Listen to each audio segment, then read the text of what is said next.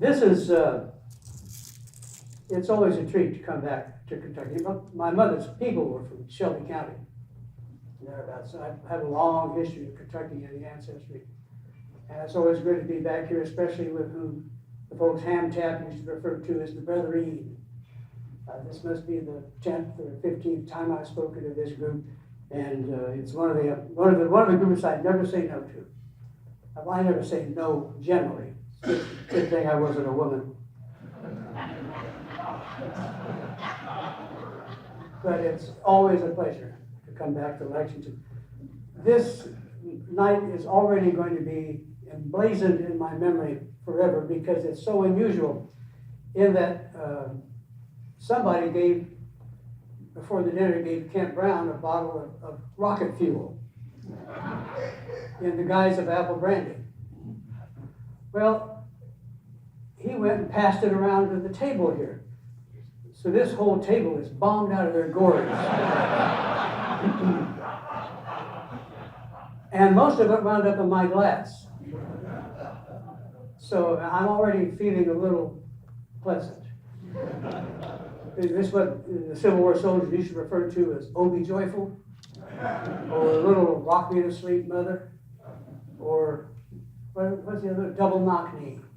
I don't know quite what the double knock knee is, but I may look that way when I walk off. It puts me in mind of Bruce Caplan. The first Civil War book I ever read was This Hallowed Ground. I was about 12 years old. My grandfather, who raised me and who was my hero, had a copy of This Hallowed Ground, which I read. And that's pretty much what hooked me into the Civil War. Later in my career, I was fortunate to get to know Bruce Caplan, not well, but we were acquainted. And one thing I learned about him was that he would have loved this. He was the editor of American Heritage magazine in New York. And Bruce was one of those fellows who would go out for lunch at about 2 o'clock in the afternoon. A lot of publishers do this. And have lunch. But no particulate matter actually passed his lips during the lunch. It was just double martinis. Then he would go back to his office at American Heritage and sit down and write pure gold.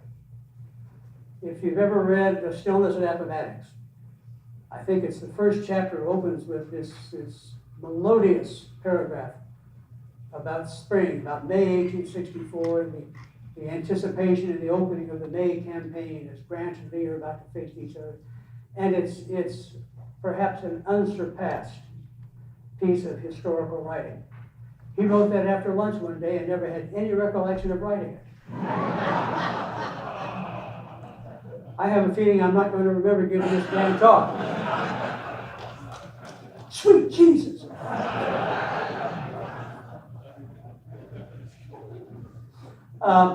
November is the month that Bud Robertson, for many, many years, always spoke in Lexington. And in a way, Bud indirectly lies at the origin of what I'm going to talk with you about tonight. Because I'm not going to talk about history per se, though there'll be a good bit of it in there, but more about how to fictionalize history to get something out of it that may do more good than the history itself, perhaps. Bud passed away in November of 2019. And at his funeral, who should show up but Kent Brown and Ron Maxwell, the producer of Gettysburg and Gods and Generals.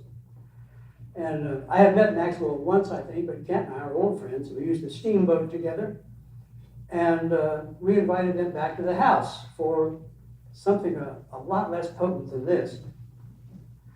And somehow the talk turned to Breckinridge and the story of his escape from the South at the end of the war. I'm talking to the choir here. I'm sure you all have heard more about John C. Breckinridge than you ever wanted to know, because I know I've spoken on him here half a dozen times, probably. But there's this tremendous drama in Breckinridge's escape from the South in May and June of 1865. It's a true life adventure story. There's hardly anything like it. And just chatting about this, Ron Maxwell got kind of interested in the story. And we began between us over the ensuing months to discuss the possibility of somehow dramatizing that. I've never written fiction, except for some tax returns. And But I've always been curious about it. Plus, I think there's an opportunity in playwriting, in screenwriting, to present a story, to present the truth in a fashion that perhaps can be more memorable than what somebody's going to get out of a great big fat history book. And so we discussed this between us and finally came up with the concept of a series for television, for streaming television, based on Breckinridge's life from the time he became Confederate Secretary of War in February 1865, through his escape, through his travel to Europe, then to Canada, then back to Europe, and all around the Eastern Mediterranean, until he finally was able to come back to Kentucky in February 1869, after a universal amnesty had been passed, and he was no longer under indictment for treason. So this 4 years of a man's exile from the country he loved, from a country he never wanted to be separated from. Breckinridge never wanted there to be a Confederacy. He never wanted there to be secession. But somehow, through circumstances and choices and accident, he wound up going through that experience. And so we came up with the idea for this series, a 4-year series with 10 episodes per series, with me writing and Ron, of course, producing it. Just the very briefest of backgrounds to the historical aspect of the story. From the time Breckinridge became, good Lord, this is working on me already. From the time Breckinridge became Secretary of War, he saw the handwriting was on the wall for the Confederacy. And in fact, we'll start working toward trying to bring about a negotiated peace. He's not alone in this. There are a number of other people in the Confederate Congress, and very prominent people. One of them is Vice President Alexander Stephens, who had left Richmond in 1864 and never went back. He was in Georgia. People who saw that the handwriting was on the wall, there was no chance of victory, and that the best chance they had, perhaps, was to negotiate a peace when they still had something to bargain with. They knew they couldn't win, but they knew that they could at least, if they offered some kind of an honorable surrender, they might negotiate with Federals who would be willing to negotiate rather than pay all the additional cost in blood and treasure it was going to take to defeat the Confederacy in detail. As long as there's still Confederate armies in the field, they've got something to bargain with. This did not work out, but some very prominent people were involved, including Robert E. Lee, who will have meetings with Breckinridge and others discussing this. But of course, the war ends too quickly, it doesn't come about.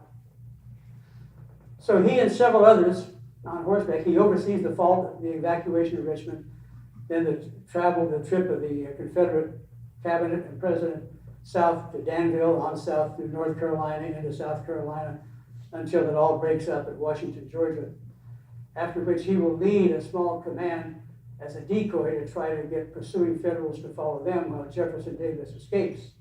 It didn't work, of course, and Davis is captured.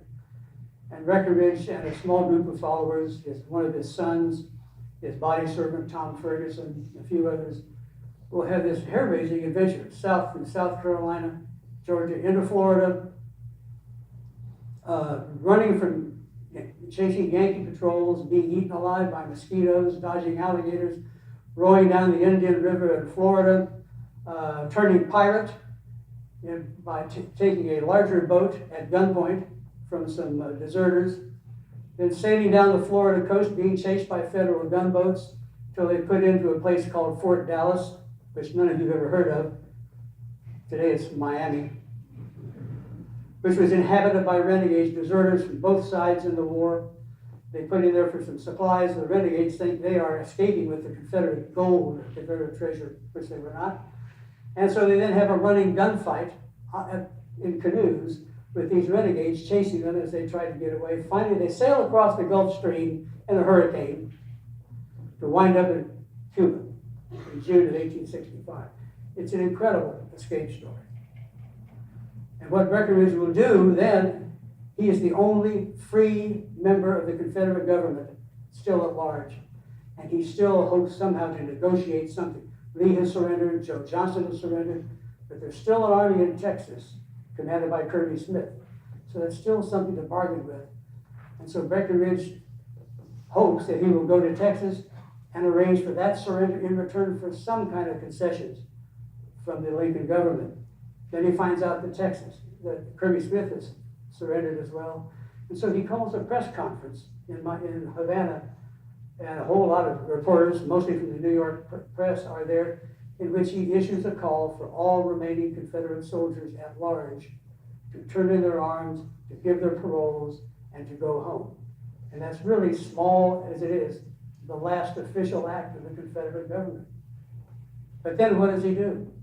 He's under indictment for treason in Kentucky. He's under indictment for treason in Washington, D.C. and in Maryland. He's a man without a country, which indeed is, in fact, what Ron wants to call this series that we're working on. So he goes to England first, then to France, travels around a little bit, then comes back to Toronto to rejoin his family, where he settles down in Toronto first to find something to do, winds up teaching law to ex-Confederate soldiers, including several of the St. Albans raiders. Bennett Young, who I think is a Kentuckian, isn't he? And others. Then he moves to Niagara on the Lake, which is a beautiful little community. If you haven't visited, you should. It's on Lake Ontario, from which he can look across the Niagara River and see Fort Niagara, New York, and see the Stars and Stripes go up every morning over the fort in New York, and see it go down every night. And he was down there, he said, every morning to watch it go up, and every evening to watch it go down. And he would tell his friends he looked for it and longed for it with a hunger few men can comprehend. He had never wanted to leave that flag, but now he's in exile from it. Interesting things begin to happen, and this is where you start to have a chance to see where there's a story in something that you can fictionalize in order maybe to present a greater truth, or to give a greater impression of what life was like for these people. In June 1866, a group called the Fenians, who were Irish Americans for the most part, who want Ireland to be freed from England, they conceived the idea of taking Canada and then trading it with England for Irish freedom. It's a boneheaded idea, but they're Irish. So.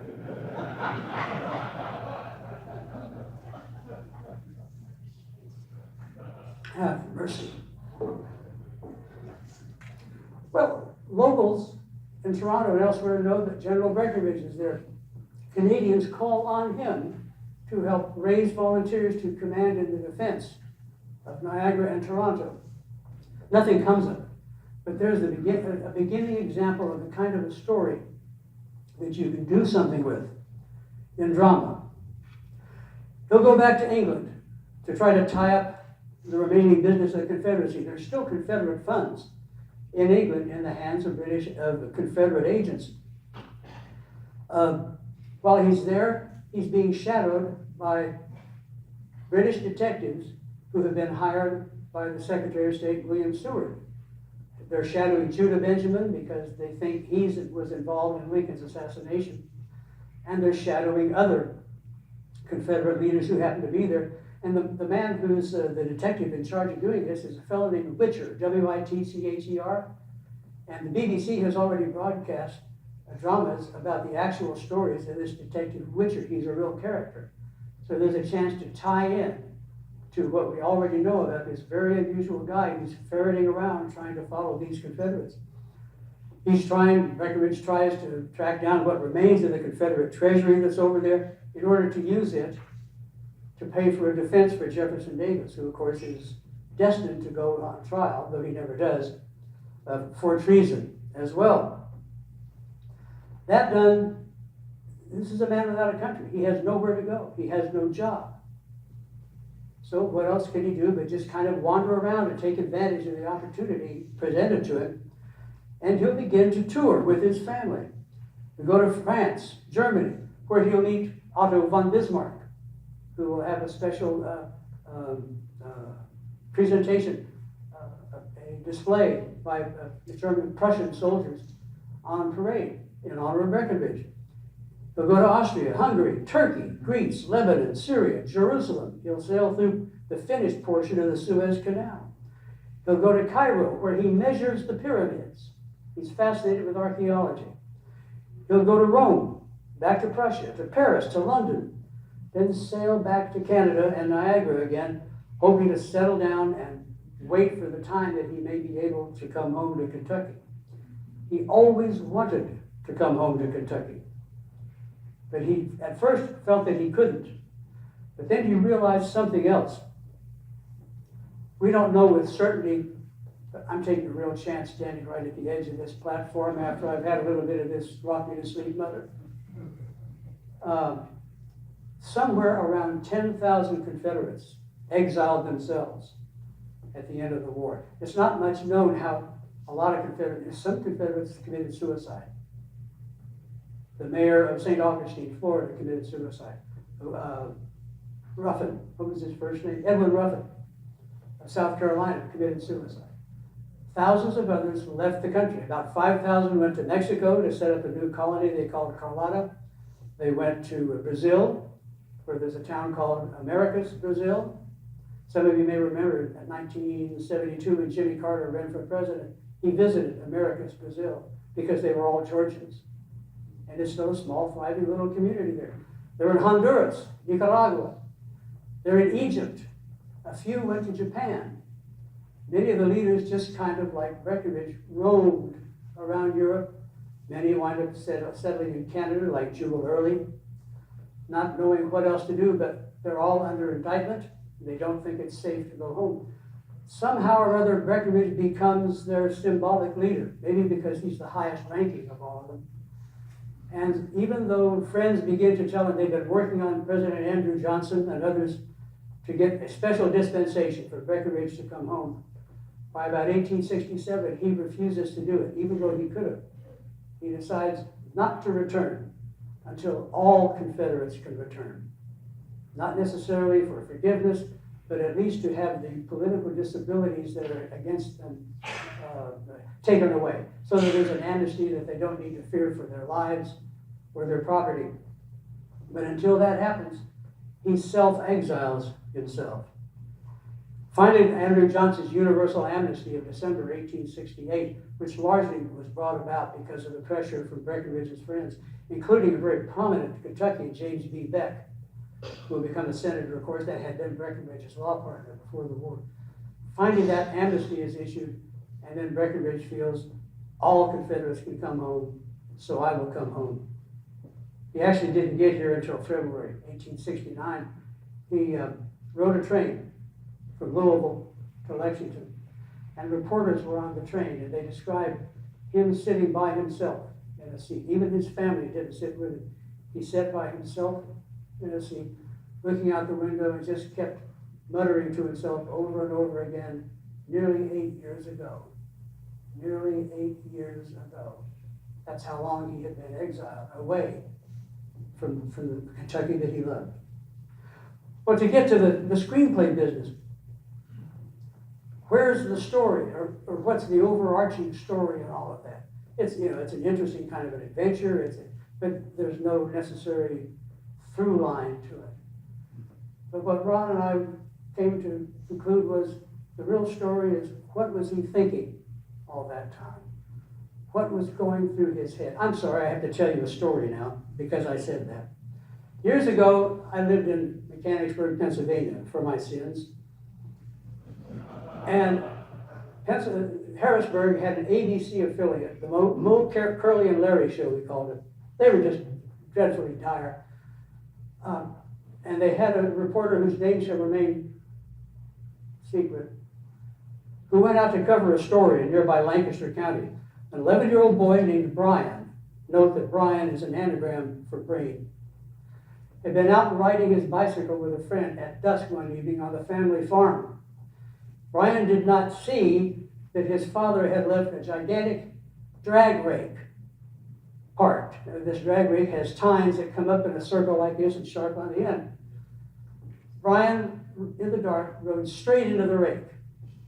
And one of the tines entered his head right here, just in the edge of his eye, poked straight through both halves of the brain without injuring either half, and then dimpled out the back of his skull a little bit. The bicycle fell out from under him, and he was hanging by this tine through his head. He had the presence of mind to pull himself off of it and lay down Well, his friend went to get his father. Well, the miracle is he had no damage whatever except this little spot right here that didn't impair his vision. No infection from a dirty rake time. And the next day, he was sitting up in his pajamas being interviewed by this congenital idiot from the ABC station, who said to him, well, Brian, when you were there hanging by that, what were you thinking? What was going through your head? I'm not kidding.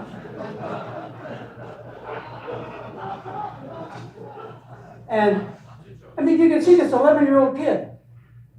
What do you think, you jackass? I had a hay rake through my head. They then cut back to the studio, and the people in the studio and the newsstand were not ready for it, and they were all... Anyhow, what was going through Breckinridge's head? What is he thinking through all this? And what we came up with is largely what in fact was happening. Because there's ample testimony that from the time that he concluded his escape to Cuba, Breckinridge was already beginning to be morose, some thought depressed perhaps, but mostly people described him as being lost in thought. And those close to him realized he was just beginning to scroll back through the last 10 years of his life as a politician from Kentucky, as vice president, as a candidate for the presidency. And then, of course, the Confederate experience, wondering, what is my responsibility for all this? What role did I play in bringing on this catastrophe to our generation and a country that he loved? And it's that struggle with his conscience and trying to ferret out where he had gone wrong and where he hadn't, that will occupy him throughout those days of exile, and in fact will occupy him for the balance of his relatively short life. We know, for one thing, that he began to change his political beliefs by questioning the old beliefs he had held to. He concluded that if he had to live his life over again, the last thing he would do would become a politician. He would do something, as he put it, productive. Something to help build rather than destroy. Well, getting into these things called for a lot of research. I wrote this big fat biography of John C. Breckinridge, yikes, 50 years ago. I started it when I was in swaddling clothes. And those were the days when a whole lot of things were not available to us that are available now. I wish I could write the book over again, if for no other reason than what's happened with newspapers, because something called optical character recognition software has been come up with now, so that you can look on a site like Genealogy Bank or newspaperbank.com, and you can search millions of pages of newspapers by word search. Put in a name, and it'll bring up maybe thousands of references. And the stuff that was buried in newspapers it would take 20 lifetimes to go through all those page by page, the way I had to 50 years ago. What's come up is just marvelous, and it makes that book obsolete, and makes pretty much all of my books obsolete, though you should still buy them.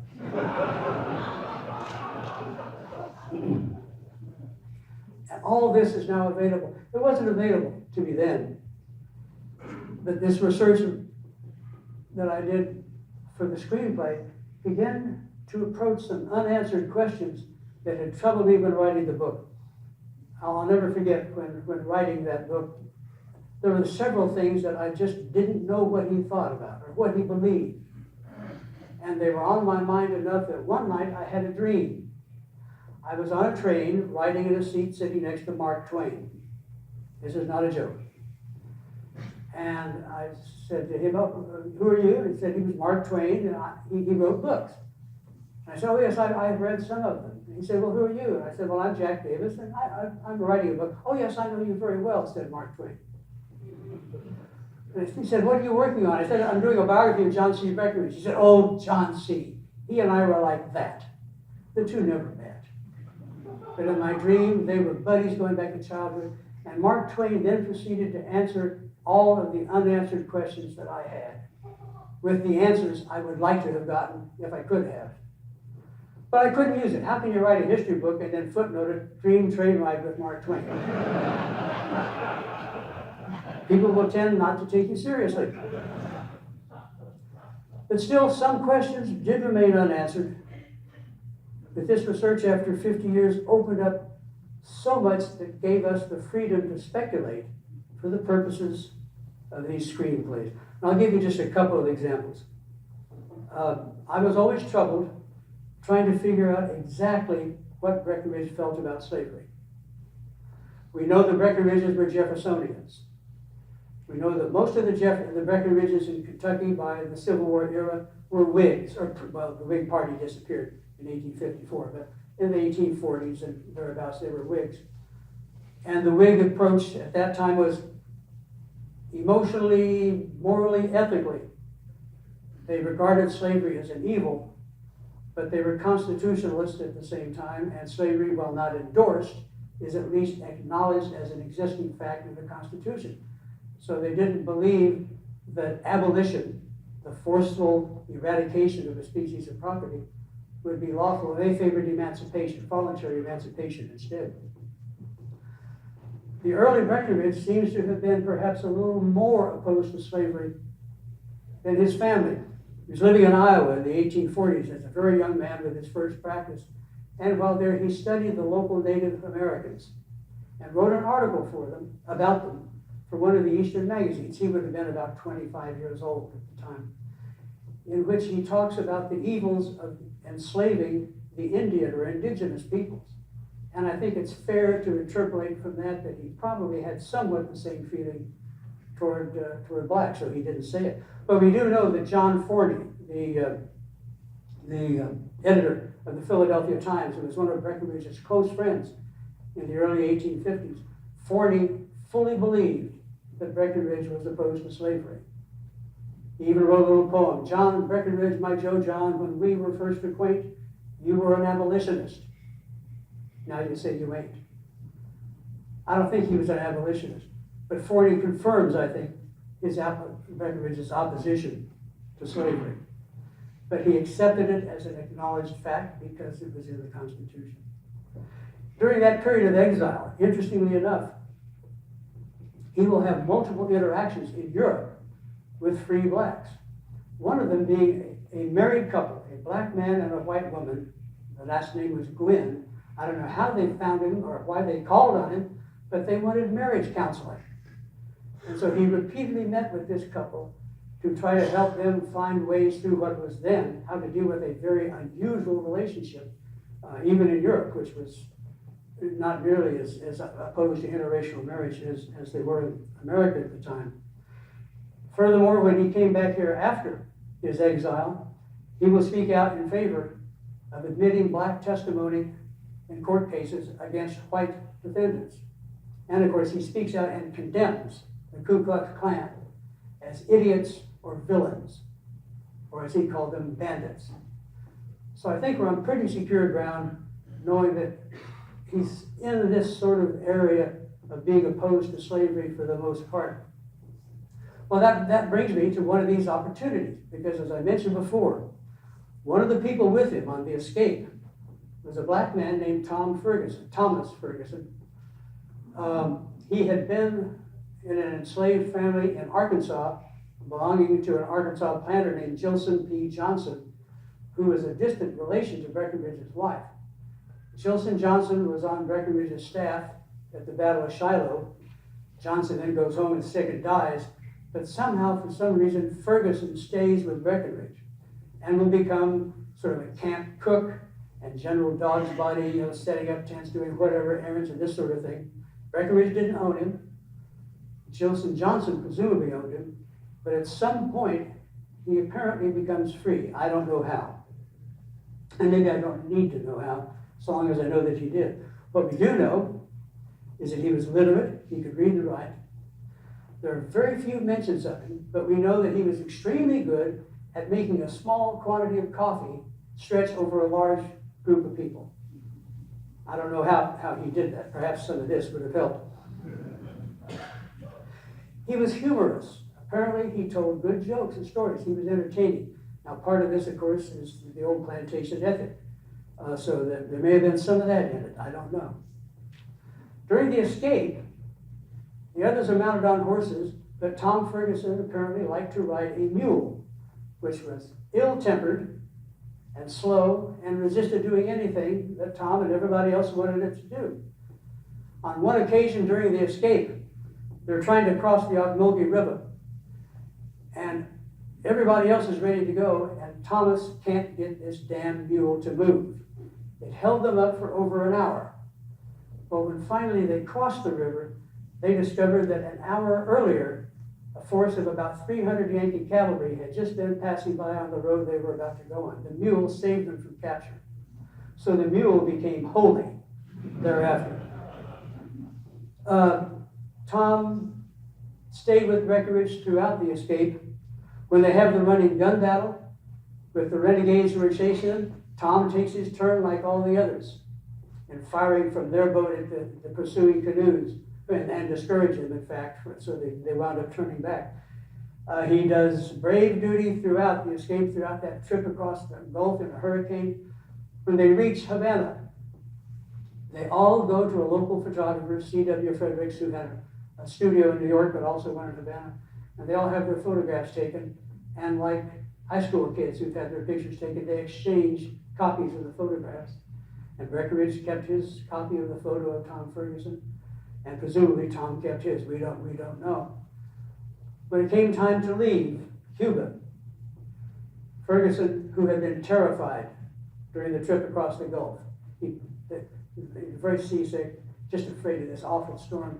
The idea of crossing the Atlantic in a boat was terrifying to him, but he told Breckinridge, "I will follow you anywhere. If you want me, I will go to Europe with you." Well, he did, but when they parted company, he told Breckinridge, "Anytime you need me, wherever you are, let me know, and I'll be there." There's some kind of a bond. I won't say that there was a bond of equals, but there was some kind of a bond of loyalty and respect, and certainly recognition of Thomas's courage. Well, there's a story that can be rounded out in a television script to present a very interesting character and to look at the dynamics that could have developed at that time between two peoples who theoretically did not meet as equals. We also know that they kept in touch. When they parted company, Breckinridge gave Thomas a letter saying, "This is my friend Thomas Ferguson. He's aged about 21 years old. In many scenes for many years, through scenes of danger and hardship, he has remained brave and loyal. This is my safe conduct to all who know my name to help him get home to his family." In 1868, Tom goes back to Arkansas. Arkansas in 1867 begins to have an extremely ugly reaction to Reconstruction.